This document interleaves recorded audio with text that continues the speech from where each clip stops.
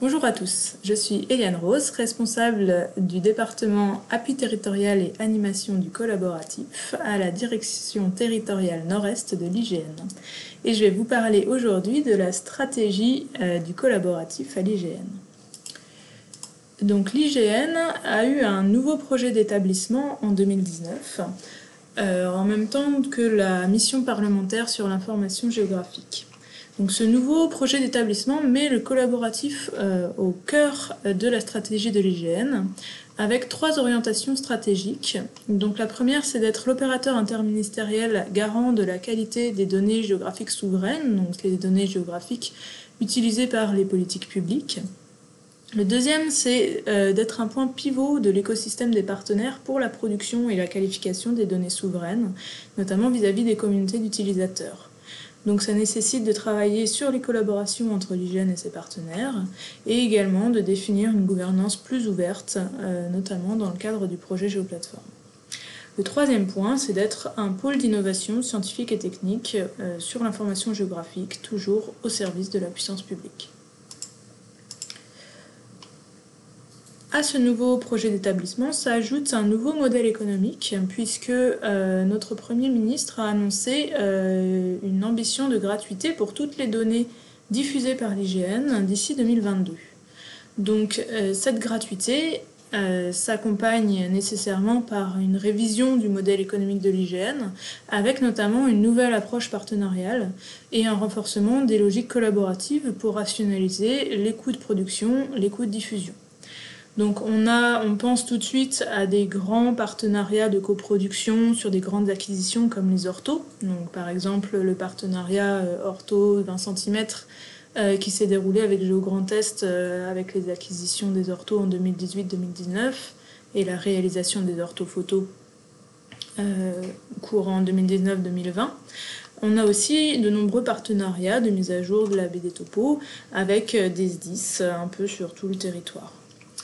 Voilà, donc c'est un premier point. Le deuxième point, c'est vraiment de recentrer l'activité et la démarche d'accompagnement de l'IGN vers les politiques publiques avec le développement de services professionnels.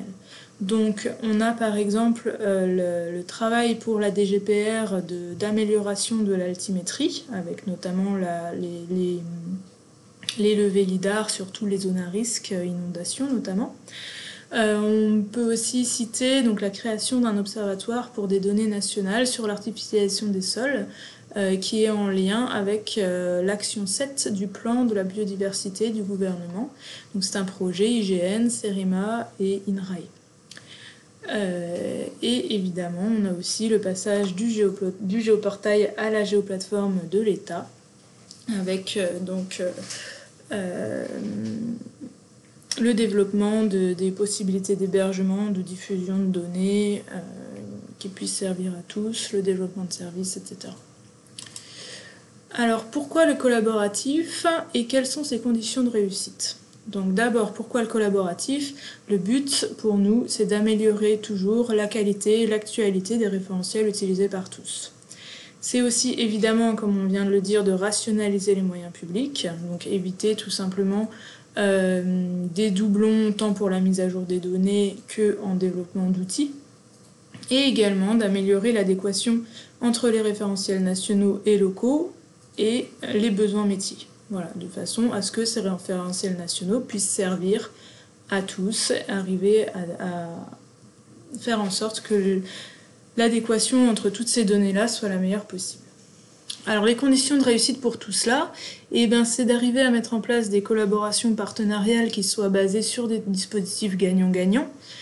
C'est d'accompagner tout ça par une montée en compétences techniques. Il faut des outils dédiés, il faut des outils facilement accessibles, facilement utilisables par tous. Et enfin, pour que le collaboratif fonctionne, il faut une animation de ce collectif de contributeurs. Donc à l'IGN, on travaille à différents niveaux, on va dire. On a des gros projets qui sont aussi du collaboratif. Donc le projet BAN en est un exemple. Le projet BAN, c'est un projet donc, à l'origine associant La Poste, Etalab, l'IGN, la DGFiP, OSM. Donc à l'heure actuelle, il est bien avancé. On peut dire qu'il a un niveau de maturité assez fort. Donc la BAN est diffusée sous licence ouverte. Les outils de sa mise à jour, notamment par les mairies, sont déployés. Maintenant, il faut qu'on travaille sur l'alimentation des données et sur l'animation pour favoriser l'adoption de la BAN par les utilisateurs. Un deuxième grand projet qu'on peut citer, c'est le projet BD-Topage, donc qui vise à définir un référentiel hydrographique socle. Donc la BD-Topage, c'est un projet entre l'OFB et l'IGN. Sa mise à jour va concerner tous les acteurs de l'eau. Donc la base a été produite entre 2017 et 2019. On a notamment eu donc une présentation de la BD-Topage lors d'une journée Géo Grand Est en juin dernier. Et donc la première édition de la BD-Topage sera diffusée au printemps 2020, voilà, sous licence ouverte. Voilà. Le dispositif de mise à jour collaborative est en cours, en phase de co-construction en ce moment, dans un groupe de travail en région Auvergne-Rhône-Alpes. Un troisième grand projet qu'on peut citer, c'est le projet BD Forêt collaborative. Donc là, qui vise à travailler avec l'ONF pour arriver à mettre à jour cette BD Forêt de façon concertée avec l'ONF. Donc il y a une étude des convergences des spécifications en cours, des tests d'initialisation. Donc là, on est sur un projet collaboratif qui est un petit peu moins mature, qui est plus au début des réflexions. Ça, c'est des grands projets. Donc les 3 projets dont je viens de vous parler, c'est des gros projets qui sont en place avec des grands acteurs. On a aussi un collaboratif qui est peut-être à un niveau un peu plus accessible par la plupart des organismes qui visent à mettre à jour donc, nos référentiels nationaux. Et pour cela, on a un outil qui s'appelle l'espace collaboratif. Donc, l'espace collaboratif, c'est une plateforme qui permet de faire de l'envoi et du suivi de signalements géolocalisés, d'une part. Elle permet d'autre part de constituer ou de modifier une base de données géographique. Une troisième fonctionnalité consiste à donner un accès aux données, donc soit en visualisation, soit en extraction. Et enfin, donc, il y a toute une fonctionnalité de gestion de la gouvernance des projets, des bases de données, via le paramétrage de groupes et de comptes utilisateurs. Donc ces fonctionnalités, comme je disais, on peut les mettre en œuvre pour l'entretien des référentiels nationaux comme la BD Topo, ou alors dans le cadre de projets plus spécifiques sur des bases de données à créer et à entretenir collaborativement. Donc cet espace collaboratif, en fait, c'est tout un écosystème puisqu'on a un site web, donc espacecollaboratif.ign.fr, une API, ici, et plusieurs outils qui utilisent l'API. Donc ces outils, on va avoir une application mobile sur smartphone, des plugins SIG pour les grands SIG du marché, on va dire GeoConcept, ArcGIS, QGIS. Voilà. Et puis comme c'est une API, eh bien, en fait, elle peut être appelée, utilisée par tout un tas d'autres logiciels clients, moyennant quelques développements. Elle peut aussi être interfacée avec des systèmes existants pour permettre justement de passer de système à l'autre toutes des informations du type signalement. Alors maintenant, pour préciser un peu le propos, on va revenir sur donc la collaboration entre le SDIS 67 et l'IGN autour de cet espace collaboratif. Donc les premiers échanges ont eu lieu au printemps 2019, donc, entre l'IGN et le SDIS, pour voir un peu comment on pouvait travailler ensemble de manière un peu coordonnée. On s'est rapidement mis d'accord sur le fait qu'on avait les deux organismes, IGN et SDIS, avaient tout intérêt à travailler en commun. Et donc la première phase de ce travail en commun, ça a été d'appareiller les deux bases, donc de mettre en cohérence la base du SDIS avec la BD Topo notamment. Donc ce travail-là a été fait par le SDIS 67 et ils ont envoyé à l'IGN tout un ensemble de modifications à effectuer sur les données IGN pour prendre en compte les données provenant du SDIS. Donc ces retours ont été intégrés par l'IGN à l'automne 2019. Et ensuite, au niveau du SDIS, donc ils ont travaillé à totalement automatiser le processus de signalement et d'intégration des mises à jour de la BD Topo dans les systèmes du SDIS, tout cela étant basé donc, sur l'espace collaboratif. Ce qui fait qu'en mars 2020, ils sont à l'heure actuelle prêts pour la mise en production, qui va probablement être un petit peu décalée du fait des événements récents, mais là c'est prêt. Donc pour vous donner un petit schéma de principe de cette collaboration, voir comment ça marche. Donc le début de la chaîne est ici, on va dire. Le SDIS a une nouvelle information à mettre à jour dans sa base routière. Donc, par exemple, un nouveau lotissement. Donc il va, lui, traiter cette information dans une base temporaire, dans son système. Et ensuite, à partir de cette base temporaire, il va alimenter sa base à lui et en même temps faire un signalement à l'IGN via l'espace collaboratif. Donc voilà, il crée ce signalement. Donc l'IGN, toujours via l'espace collaboratif, récupère les signalements. Il va pouvoir y répondre, dire OK, signalement pris en compte, et intégrer les informations dans la BD Topo. Voilà, à partir de là, l'information, elle est disponible dans la BD Topo pour tous les acteurs qui utilisent la BD Topo. Mais c'est pas fini, puisque la réponse à ce signalement intéresse le SDIS, donc il va aussi récupérer cette réponse et mettre à jour sa base temporaire pour dire « ok, pris en compte » ou alors « ah non, en fait, c'était une information qui n'était pas valable, que l'IGN n'a pas prise en compte ». Et il va répercuter cette information au niveau de sa base. Alors pourquoi il fait ça? Parce que le SDIS fait une extraction hebdomadaire de la BD Topo. Donc pour ça, la BD Topo, elle est répliquée quotidiennement sur l'espace collaboratif. Et ensuite, à partir de l'espace collaboratif, le SDIS peut faire une extraction différentielle hebdomadaire pour intégrer dans sa base à lui. Donc en pratique, le SDIS fait un signalement à l'IGN, l'IGN intègre dans la BD Topo, et ensuite, toutes les semaines, le SDIS récupère la BD Topo, le différentiel, pour mettre à jour sa base à lui.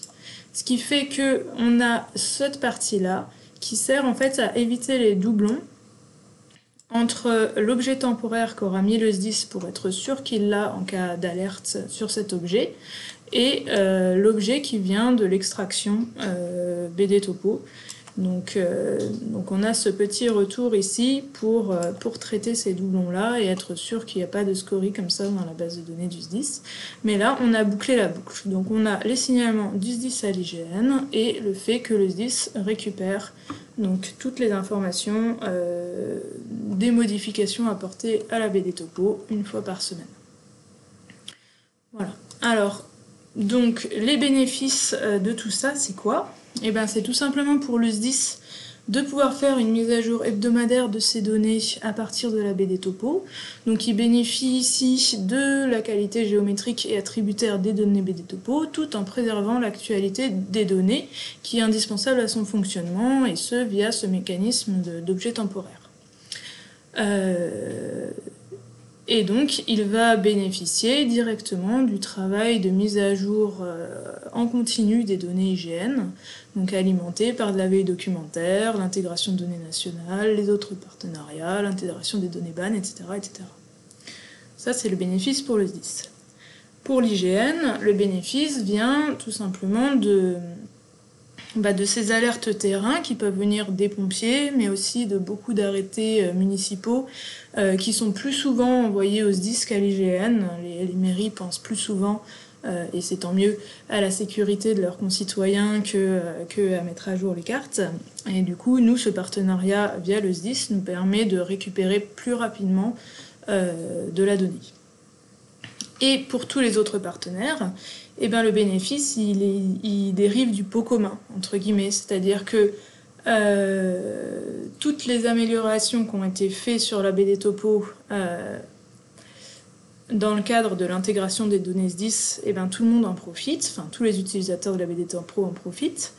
Et dans l'autre sens, communiquer de l'information à l'IGN revient à la communiquer au SDIS, puisque le SDIS fait une mise à jour hebdomadaire, et revient également à la communiquer à tous les autres partenaires qui utilisent la baie des topos.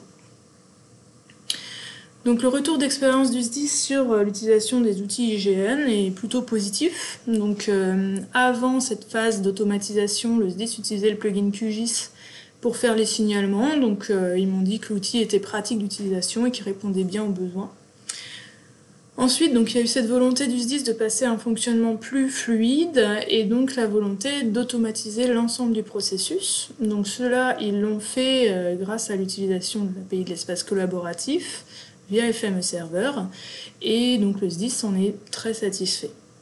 Alors ils ont eu quelques petites difficultés au moment de mettre en place ce fonctionnement, donc ça a été un manque de documentation de l'API signalement de l'espace collaboratif et l'absence d'API pour les extractions.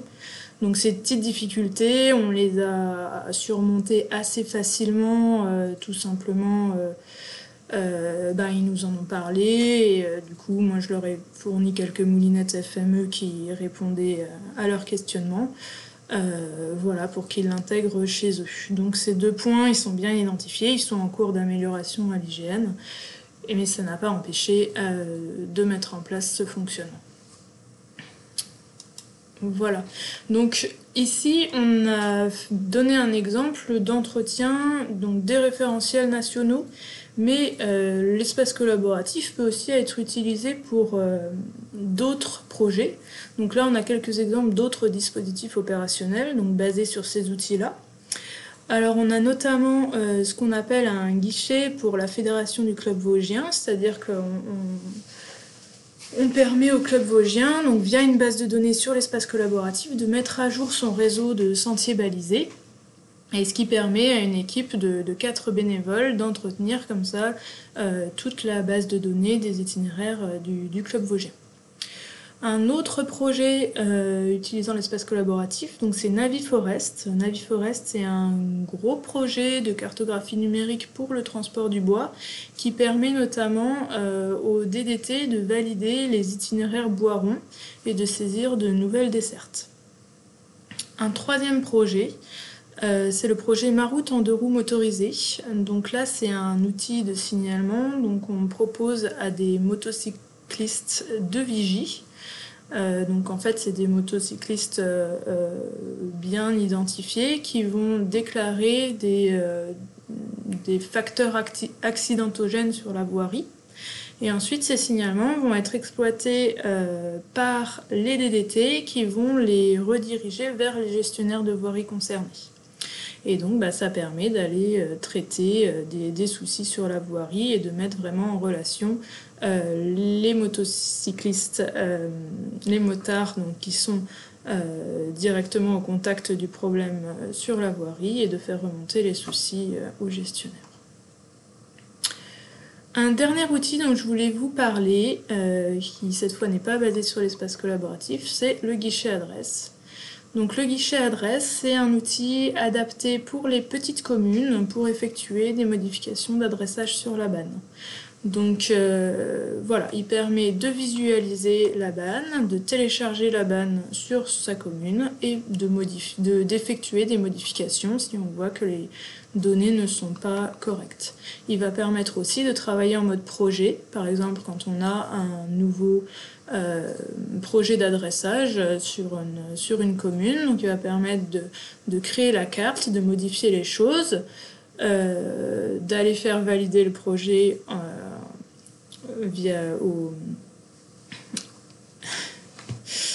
au niveau de la commune et ensuite si c'est validé d'enregistrer directement les modifications dans la banne. Voilà, un petit panorama des différents outils du collaboratif qui existent à l'IGN.